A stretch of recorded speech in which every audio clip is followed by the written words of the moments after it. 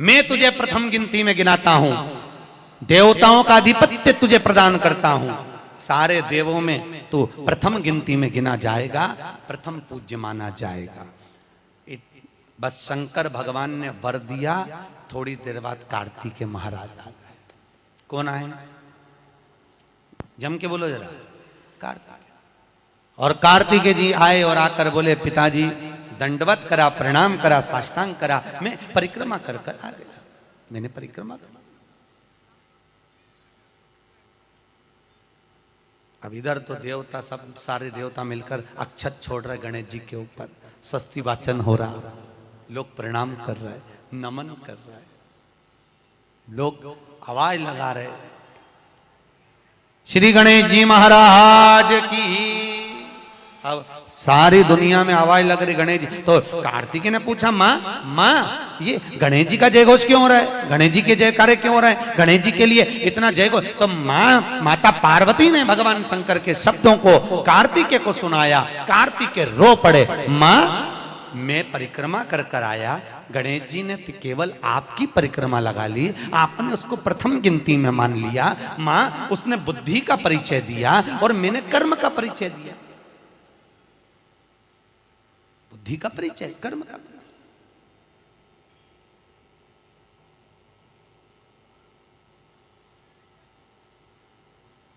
मैंने कर्म कर दिया। महाराज, व्यक्ति को उसके भाग्य का मिलता है कि कर्म का मिलता है? जल्दी बोलो। कर्म का। आपका क्या विचार है? ये लोग तो बहुत दूर बैठे हैं, इसलिए इनसे पूछ ही नहीं रही हूं। व्यक्ति को उसके भाग्य का मिलता है कि कर्म का मिलता है? पुरुषों से भी पूछने का मन है मेरा, भाऊ बोलो तो सही, कि उसके कर्म का मिलेगा कि भाग्य का मिलेगा? है दोनों का मिलेगा। मेरी माताएं जी हाँ बिल्कुल सही कह रही है, दोनों का ही चाहिए। काय का? भाग्य का और कर्म का, ये दो हैं।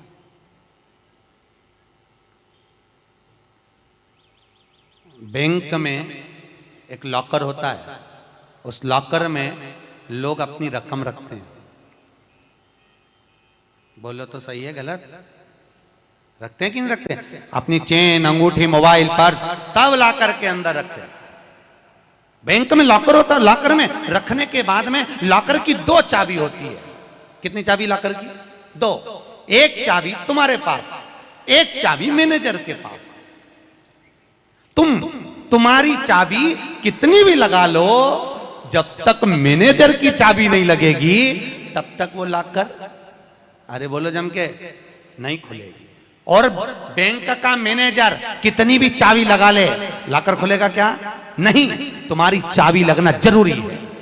उसी तरह तुम्हारी चाबी है कर्म की चाबी, तुम कितनी भी घुमा लो पर वो ताला नहीं खुल सकता जब तक मैनेजर मेरा शंकर अपनी भाग्य की चाबी घुमा कर नहीं जाए।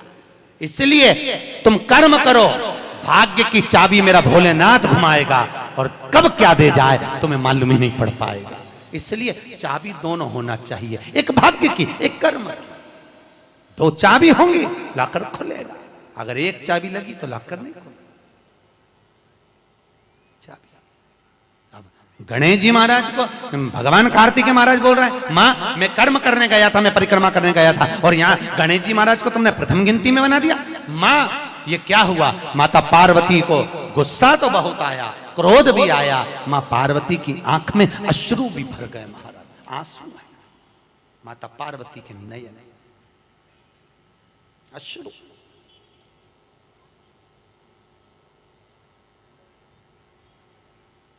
मां खड़ी हो गई। माता पार्वती ने आज खड़े होकर भगवान भोलेनाथ जी से निवेदन करा, आपने अपनी जिंदगी की ये गलती कर दी। क्या गलती? शंकर भगवान पूछ रहे हैं कौन सी गलती? तुमने गणेश जी को प्रथम गिनती में बना दिया, कार्तिकेय भी तो गया था। अगर कुछ थोड़ा सा आशीर्वाद रखना था तो कार्तिकेय के लिए रखना था, पर तुमने केवल गणेश को प्रथम गिनती में बनाया है, ये तुम्हारी गलती है। तो गणेश जी ने परिक्रमा भी तो करी है। माता पार्वती खड़े होकर शंकर भगवान से बोली, भोलेनाथ मैंने अपनी जिंदगी में आपसे कभी कुछ नहीं मांगा, पर आज तुम्हारी यह पार्वती तुमसे एक वर चाहती है। शंकर भगवान ने कहा मांग, तुझे क्या चाहिए? पार्वती कहती है आज के बाद तुम्हारी कभी पूर्ण परिक्रमा ना लगे, आज के बाद तुम्हारी कभी पूर्ण प्रदक्षिणा ना हो, पूर्ण नहीं होना। कौन ने मांगा? जम के बोलो, पार्वती। शंकर की पूर्ण प्रदक्षिणा माता पार्वती ने कह दिया भोलेनाथ आज के बाद ना हो, क्योंकि तुम भोले हो, तुम्हारे आसपास कोई घूम लेता है तुम उसको कुछ भी निकाल कर दे देते हो। होता है, दो बहुएं होती हैं, एक बहू रहती है पूना में, बोलो कहां? मुंबई या पूना, और दूसरी बहू तुम्हारे साथ रहती है। अरे बोलो जम के, एक दूर रह रही है और एक तुम्हारे साथ रह रही है। पर सास को जो साथ रह रही है ना, रोज पूछ रही है ना, वो अच्छी नहीं लगती। वो जो दूर रहती है ना, उसका गुणगान 24 घंटे करती है। ये डोकरियों की आदत भी बुरी, बढ़िया, बड़ी बुरी आदत। जो पास रह रही है वो अच्छी नहीं लग रही, जो दूर रह रही ना वो दिवाली पे आती है, बस दिवाली पे 30 त्योहार कराती, और दिवाली पे आते और आके पल्लू वल्लू लेके मम्मी जी मम्मी जी मम्मी जी करके आई आई करके बस 2-4 बार इधर उधर घूमेगी, और सास इतनी खुश हो जाएगी तुरंत अंगूठी निकाल के चुपचाप रख ले।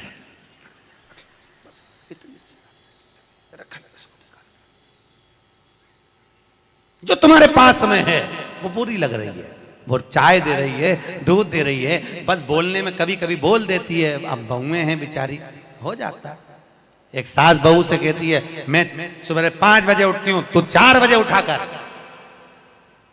अब वो झगड़ा करते करते हमारे पास आ गए, और हमारे पास आके बोली गुरुजी ये मेरी सास मुझे परेशान करे। मैंने बोला तेरी सास को क्या बोल रही है? तो क्या मैं 5 बजे उठूं तो बहू 4 बजे उठना चाहिए। तो मैंने कहा अच्छी बात बोली, कोई दिक्कत वाली बात नहीं है। एक काम कर, बहू की उम्र है 20 साल, तेरी उम्र है 70 साल, तू 20 साल की बन जा, मैं भी इसको जगाना चालू कर देता हूं। जब तुम, वो कहते हैं ना सास भी कभी बहू थी, जब तुम बहू थे तुम भी खूब अलमस्त चकाचक सोते थे, और तुम्हारी सास पहले उठती थी। बुढ़ापे में नींद नहीं आती जीजी, नहीं आती। आती क्या? अरे बोलो तो, आती बुढ़ापे में नहीं। मनुष्य की उम्र,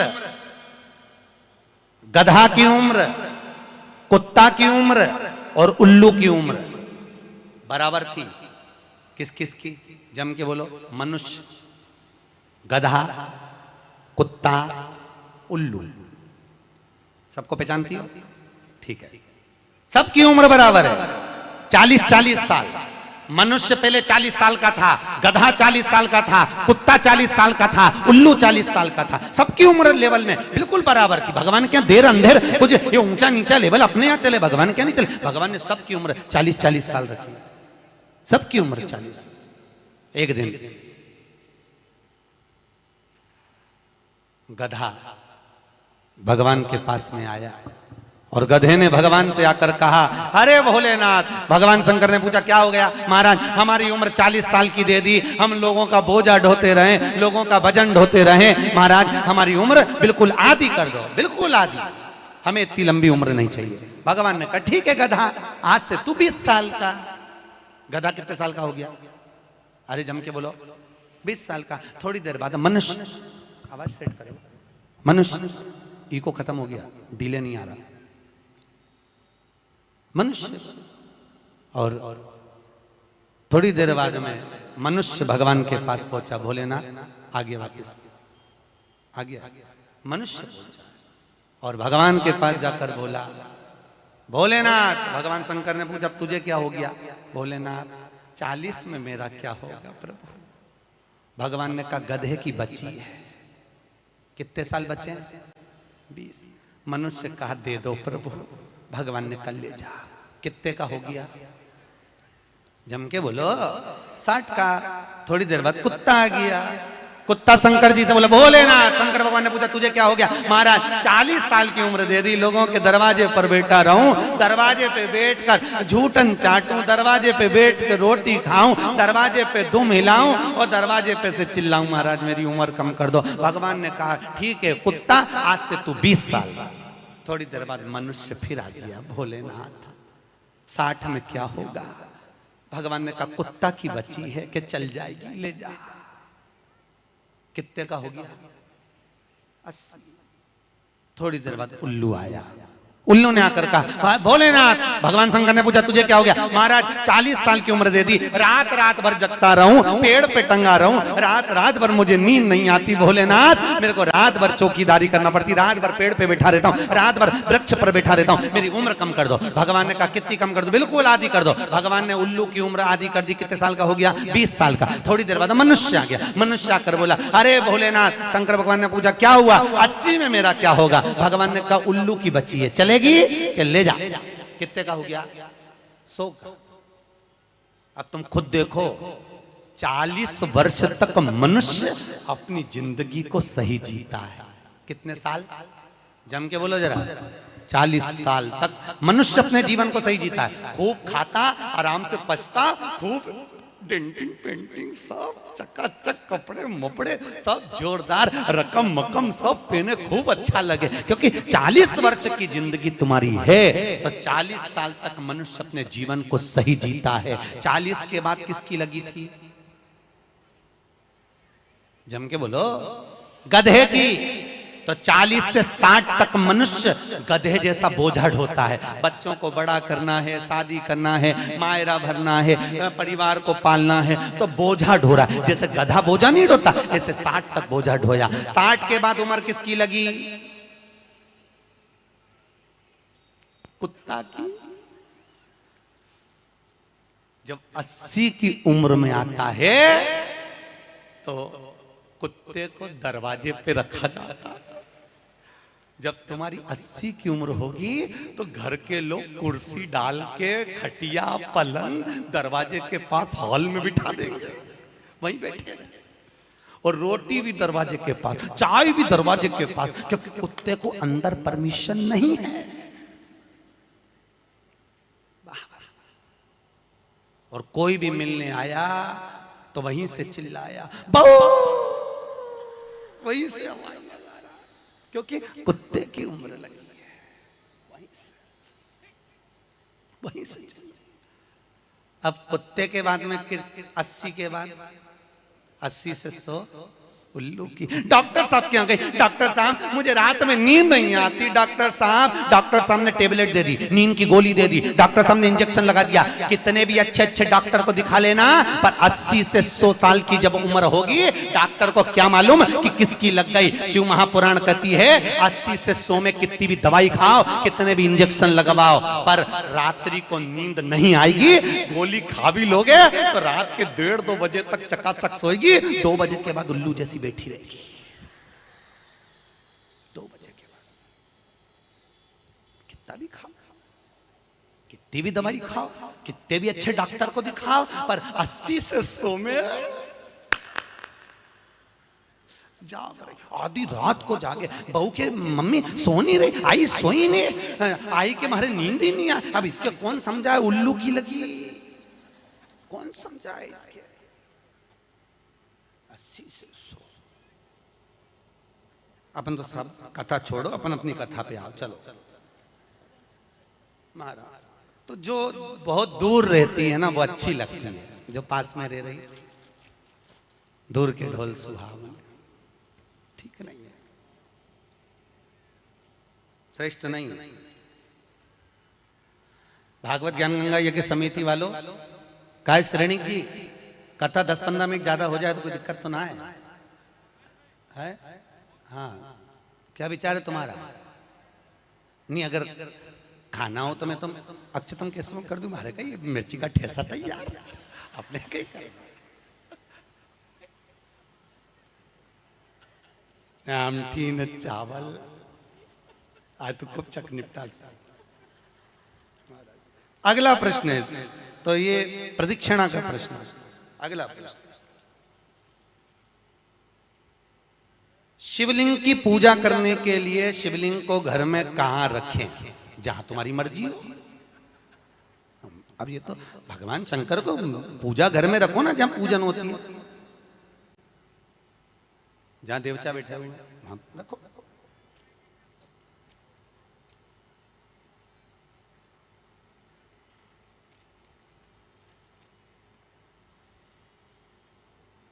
पीपल के पेड़ को सोमवती अमावस्या के दिन 108 फेरी क्यों लगाई जाती है?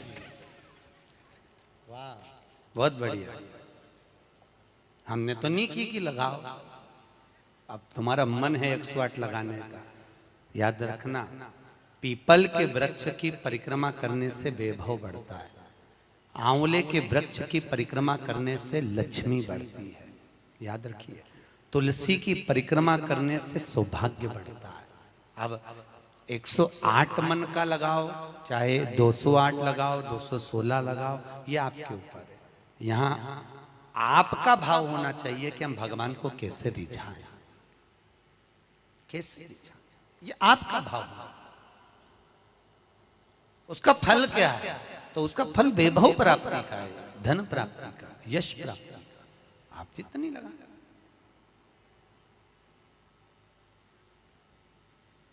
ऋषभदेव जी के पुत्र श्री भरत जी महाराज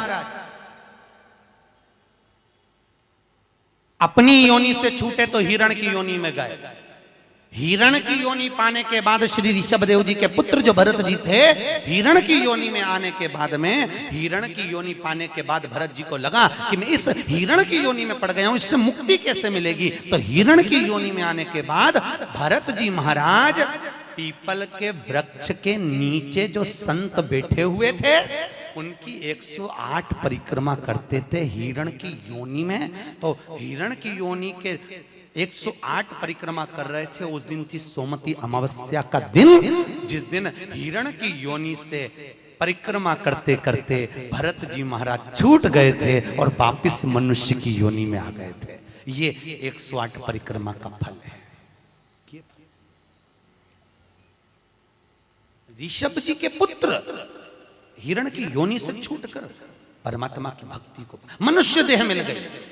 शायद हो सकता है हम मानव की देह में हैं और मनुष्य की देह में आकर अगर हम भगवान की 108 परिक्रमा लगाते हैं, हम भगवान का भजन करते हैं, 108 परिक्रमा के अंतर्गत हम डूबे रहते हैं, तो हो सकता है मनुष्य की योनि से छूटकर हम देव योनि में चले जाए, भगवान की परास प्राप्त हो जाए। मां तो शास्त्र कह रहा है, अंजना माता गौतम बाबा से कहने पर शंकर की आराधना कर रही है। और आराधना करी माता अंजना ने, शिव जी की आराधना करी, शंकर की जब आराधना करी, शंकर का अभिषेक करा, भगवान भूत भावन प्रसन्न हो गए और शंकर भगवान ने उसी समय माता अंजना को वर प्रदान करा, तो चिंता मत कर, तेरे घर में पुत्र होगा। पुत्र, तू क्यों चिंता कर? भगवान शंकर जब भी देते हैं छप्पर के देते हैं। भगवान कृष्ण के यहाँ कितने बच्चे दिए? 1,77,086। अब अंजना माता के यहाँ भगवान संतान दे रहा है। भगवान अंजना माता के यहाँ, हनुमान जी महाराज कितने भाई थे?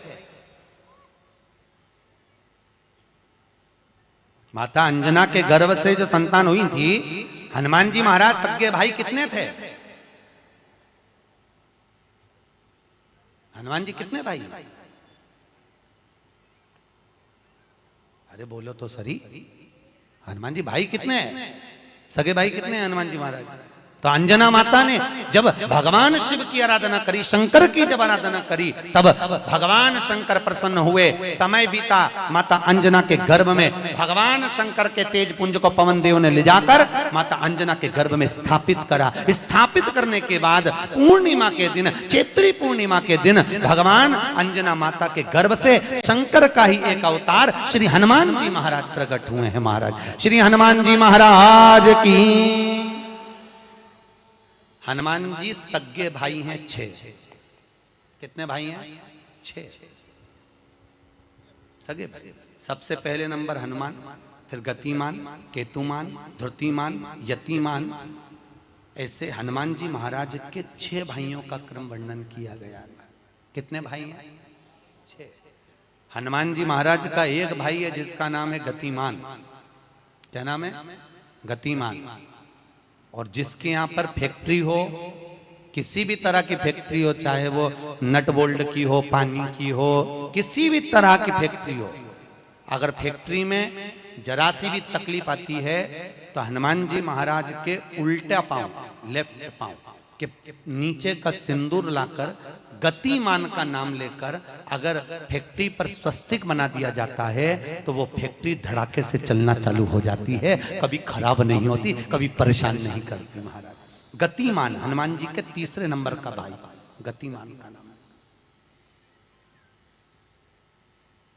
ये जो राजनेता होते हैं ना, जब चुनाव लड़ने के लिए जाते हैं और उन्हें विजय प्राप्त करना है तो विजय पाने के लिए वो एक ही काम करते हैं। हनुमान जी के 3 नंबर का भाई गतिमान, उस गतिमान के नाम से जो व्यक्ति युद्ध करने के लिए जा रहा है या विजय पाने के लिए जा रहा है, अपने बराबर का लच्छा, लच्छा जानते हो, नाड़ा मोली, उसको नाप कर गतिमान के नाम से लपेट कर हनुमान जी के मंदिर में रख देता है और उस मोली को फिर अपने हाथ पर बांध लेता है तो वो हार नहीं सकता, विजय ही प्राप्त करेगा। गतिमान का इतना प्रभाव है, चाहे कुछ भी। गतिमान, गतिमान है, वो नीचे नहीं गिरने, उसकी प्रखरता। गतिमान। श्री हनुमान जी महाराज का प्रागट्य हुआ, अंजना माता के गर्भ से श्री हनुमान जी महाराज प्रकट हुए। पवन तनय संकट हरन मंगल मूर्त रूप, राम लखन सीता सहित हृदय बसौ सुर भूप। श्री हनुमान जी महाराज प्रकट हुए। देवताओं ने पुष्पों की वृष्टि करी, गंधर्व गान करे, अप्सरा नृत्य करी, चारों तरफ सुख समाहित हुआ। श्री हनुमान जी महाराज की। हनुमान जी महाराज प्रकट हुए। प्रबल। रावण को मारने में सबसे ज्यादा सहयोग किसने करा था? अरे जम के तो बोलो, हनुमान जी। पूरी पृथ्वी पर सबसे ज्यादा मंदिर किसके हैं? बोलो तो हनुमान के। अपने करमाला में तुम गिनना, अगली बार आऊंगा तो पूछूंगा। अगर अगली बार भागवत ज्ञान गंगा यज्ञ समिति ने मान लो बुलाया तो पूछूंगा आपसे आके कि करमाला में कितने हनुमान जी के मंदिर हैं और राम जी के मंदिर कितने हैं। राम जी के मंदिर अगर 5 होंगे तो हनुमान जी के मंदिर 20 होंगे। हर जगह पर हनुमान मिल जाएंगे, हर जगह। कहीं पीपल के नीचे, कहीं कहीं बैठे हुए, कहीं कहीं बैठे, हनुमान ही हनुमान, ढेर सारे हनुमान। हनुमान, आखिर हनुमान जी के मंदिर ज्यादा, राम जी के मंदिर कम क्यों? नहीं तो राम के मंदिर ज्यादा होना चाहिए, हनुमान के मंदिर कम होना चाहिए। पर हनुमान के मंदिर ज्यादा इसलिए हुए क्योंकि हनुमान जी ने राम जी की इतनी सेवा करी, इतनी सेवा करी कि भारत की भूमि पर सेवा पुजा गई। इसलिए हनुमान जी के मंदिर ही मंदिर बन गए। मंदिर तुम्हारे भी बन सकते हैं अगर तुम सही से माता पिता की सेवा करो तो। मंदिर बनने में देरी नहीं लगी, तुम करो तो मंदिर बन जाए। रावण को मारने में सबसे ज्यादा सहयोग किसका था? अरे बोलो जम के, हनुमान जी का।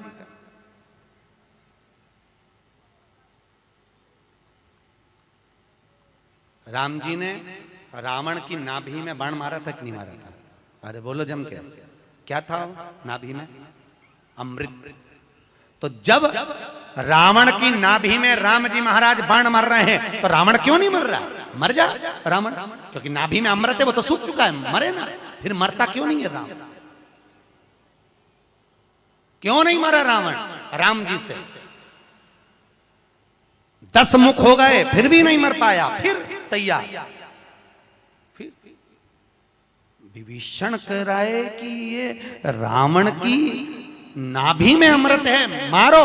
और राम जी बाण पर बाण छोड़ रहे हैं तो रावण नहीं मर रहा, धराशायी होकर नहीं गिर रहा, वहीं की वहीं खड़ा है, स्थिर की स्थिर, मरने को तैयार ही नहीं है। ये भी बड़ी विचित्र सिचुएशन है। मर ही नहीं लिया। चिंता लग गई हनुमान जी को युद्ध देखते देखते। हनुमान जी महाराज समझ गए जरूर कोई बात है जिससे ये रावण नहीं मर गया। भगवान ने इतने बाण छोड़ दिया नाभि में, विभीषण करे नाभि में मारो, नाभि में ही भगवान मार रहे हैं तो भी नहीं मर रहा। हनुमान जी महाराज ने देखा युद्ध अपनी जगह चलता रहेगा, हनुमान जी गए लंका के अंदर पहुंच गए, एक पंडित जी का रूप रखा, संत का रूप रखा, गुरु का रूप रखा और ब्राह्मण का रूप रखकर हनुमान जी अंदर आए लंका में। और लंका में सब सब सब लोगों के हाथ देखने लगे, हाथ दिखाओ, अब सही सही बताया, हनुमान तो हनुमान, सबका भाग्य बता रहा है।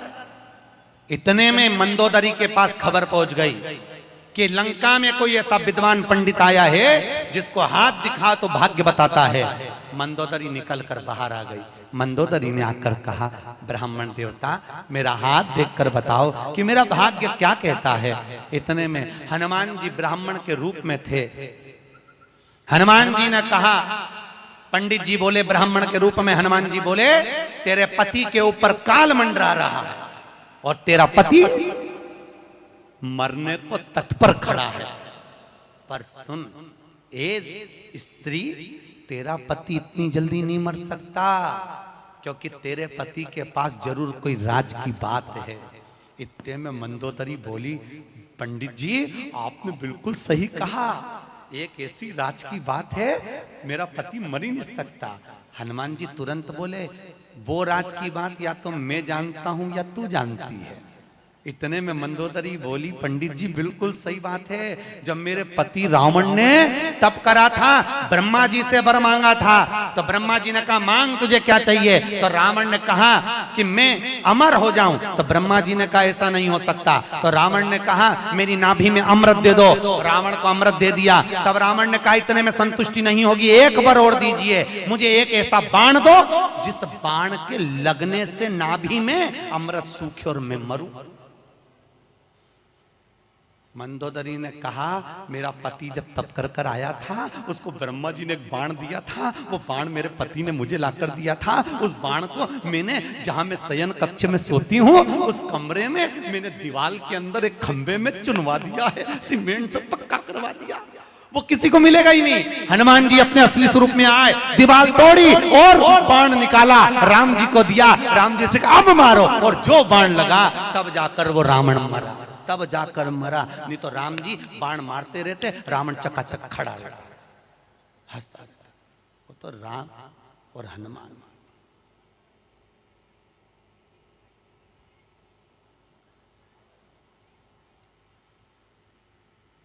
रावण न मरेगा मेरे राम के बिना, और राम न मिलेंगे हनुमान के बिना। श्री राम जय जय राम, श्री राम जय राम। भगवान राम जी महाराज आनंद में विराजमान है महाराज, इसलिए भगवत भजन का स्मरण है, भगवत नाम का श्री हनुमान महाराज। अरे पवन तनय संकट हरन, मंगल मूर्ति रूप, राम लखन सीता सहित हृदय बसौ सुर। भगवान श्री हनुमान जी महाराज सहज नहीं, हनुमान जी महाराज आनंद में स्थापित हुए, विराजमान हुए। कुछ समय बीतता है महाराज, और उस समय की अनुकूलता में भगवान तुमरुका जी चंचुला देवी को भगवान शंकर के नंदन वन भ्रमण की चर्चा करते हैं। भगवान शंकर माता पार्वती के साथ में काशी घूमने के लिए गए। माता पार्वती अकेली बैठी हुई थी, शंकर भगवान को जाना पड़ा कोई काम से। पार्वती जी बोली मैं अकेली क्या करूंगी भोलेनाथ। शंकर भगवान ने कहा पार्वती तेरे एकांत को मिटाने के लिए तू इस वृक्ष से, सामने अशोक का वृक्ष था, इस वृक्ष से जो मांगेगी वो तुझे मिल जाएगा। पार्वती जी ने अपने शोक को दूर करने के लिए, एकांत को दूर करने के लिए अशोक के वृक्ष से एक अशोक सुंदरी को प्रकट करा। शंकर भगवान की 6 नंबर की लड़की है अशोक सुंदरी। थोड़ा आवाज बढ़ाओ, रिटर्न किया। अशोक सुंदरी भगवान शंकर के 6 नंबर की लड़की अशोक सुंदरी। अशोक सुंदरी प्रकट, भगवान शिव ने आनंद स्थापित कराया। समय आया, आगे जो वर्णन आया भगवान भूत बामन भूतेश्वर भगवान शिव 12 ज्योतिर्लिंग की कथा का स्मरण कराते हैं। 12 ज्योतिर्लिंग की कथा यहाँ पर प्रारंभ होती है महाराज। 12 और 12 ज्योतिर्लिंग की कथा का स्मरण कराया।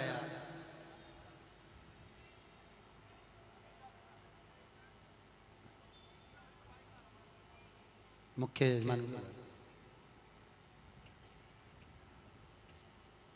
यजमान श्रेणिक जी के पुत्र है ना, उनको बुला लो।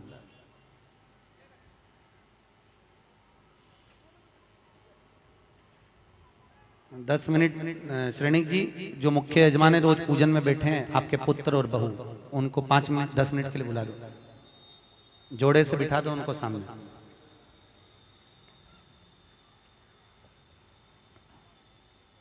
जोड़े से बिठा दो, कहीं पे भी यहीं सामने बिठा दो। भगवान 12 ज्योतिर्लिंग की कथा का स्मरण कराते हैं महाराज। श्री तुमरुका जी चंचुला देवी से कहते हैं, चंचुला ये 12 ज्योतिर्लिंग की कथा है जो अखंड सौभाग्य को देने वाली है, लक्ष्मी की वृद्धि करने वाली है, सुख समृद्धि देने वाली है, कार्य में उन्नति देने वाली है, उत्तम फल की प्राप्ति कराने वाली है, वंश की वृद्धि कराने वाली है और हर कार्य में सफलता प्रदान करने वाली 12 ज्योतिर्लिंग की कथा है महाराज। चंचुला देवी कहती है महाराज वो 12 ज्योतिर्लिंग की कथा हमें श्रवण कराएं। भगवान शंकर ने अपनी जटा में से बेलपत्र को निकालकर अपने हाथ में रखा है और हाथ में बेलपत्र लेकर भगवान शंकर 12 ज्योतिर्लिंग की कथा का रसस्वादन ग्रहण करते हैं। प्रथम एक बार चंद्रदेव को अपनी काया का अभिमान हुआ। काया के अभिमान से चंद्रदेव बड़े प्रखर हुए और अपनी केवल एक धर्म पत्नी रोहिणी पर ध्यान देते थे, बाकी की पत्नियों पर ध्यान नहीं दिया। सारी धर्म पत्नियों ने जाकर दक्ष प्रजापति से विनती करी। दक्ष ने चंद्रदेव को समझाया, चंद्रदेव तुम मान जाओ, अपनी काया का अहंकार ना करो। चंद्र मानने को तैयार नहीं, रोहिणी पर आसक्ति ज्यादा थी। एक दिन दक्ष प्रजापति ने श्राप दे दिया, अरे चंद्र मैंने अपनी इतनी बेटियां तुझे ब्याही और उसके बाद भी तू केवल एक कन्या पर ध्यान देता है, अपनी धर्म पत्नियों पर ध्यान नहीं दिया। मैं तुझे श्राप देता हूं, तेरा शरीर टपक टपक कर गिरे, तुझे क्षय रोग हो जाए। क्षय शरीर टपक टपक कर नीचे गिरने लगा। महाराज चंद्रदेव इधर उधर भटकते हुए देवऋषि नारद के पास पहुंचे। नारद जी महाराज अपनी मस्ती में भगवत भजन में लगे हुए थे। महाराज नारायण श्रीमन नारायण, नारायण श्रीमन नारायण, नारायण श्रीमन नारायण। गाइए, सब गाइए। नारायण श्रीमन नारायण, ओ नारायण श्रीमन नारायण, नारायण श्रीमन नारायण, नारायण श्रीमन नारायण, ओहो नारायण श्रीमन नारायण, नारायण श्रीमन नारायण, नारायण श्रीमन नारायण, नारायण श्रीमन नारायण, ओहो नारायण श्रीमन नारायण, नारायण श्रीमन नारायण, नारायण श्रीमन नारायण, नारायण श्रीमन नारायण, नारायण श्रीमन नारायण, हे नारायण श्रीमन नारायण, नारायण श्रीमन नारायण, नारायण श्रीमन नारायण, नारायण श्रीमन नारायण। श्री नारद जी महाराज मिले, भगवान चंद्रदेव ने विनती करी, महाराज मुझे काया का रोग हो गया है, कृपा करो। भगवान चंद्र की विनती सुनकर देवऋषि नारद ने शंकर जी का पूजन का विधान बताया। शंकर भगवान प्रकट हुए, चंद्रदेव तुम्हारे काया के रोग को मैं मिटाता हूं, तुम यहाँ पर विराजमान रहना। चंद्रदेव को भगवान ने मस्तक पर धारण करा, सोमेश्वर महादेव के रूप में भगवान शंकर विराजित हुए हैं महाराज। बोल सोमनाथ भगवान की हर हर। अगला वर्णन आया है श्री मल्लिकार्जुन। कार्तिकेय अपने माता पिता से रुष्ट होकर श्री शैलम पर जाकर बैठ गए, जहां बैठकर उन्होंने तप किया। शंकर पार्वती उनको मनाने के लिए पहुंचे। आज भी अगर मल्लिकार्जुन में आप जाकर दर्शन करेंगे तो मल्लिकार्जुन में 2 ध्वजा लगती है, एक सफेद एक लाल। कितनी ध्वजा लगती है? 2, सफेद और लाल। मल्लिकार्जुन का एक नियम है, वो 2 ध्वजा पूरे महीने में कभी नहीं हिलती। हिलती है तो केवल एक अमावस्या के दिन, एक पूर्णिमा के दिन। अमावस्या के दिन सफेद ध्वजा हिलती है और पूर्णिमा के दिन लाल ध्वजा हिलती है। बाकी के समय पर ध्वजा नीचे की नीचे लटकी रहती है, कितनी भी हवा चले पर वो ध्वजा हिलती नहीं महाराज, हिलती नहीं, कितनी भी हवा चले। आज भी शंकर और पार्वती कार्तिकेय से मिलने के लिए श्री शैलम पर आते हैं। श्री शैलम आज भी भगवान आज भी।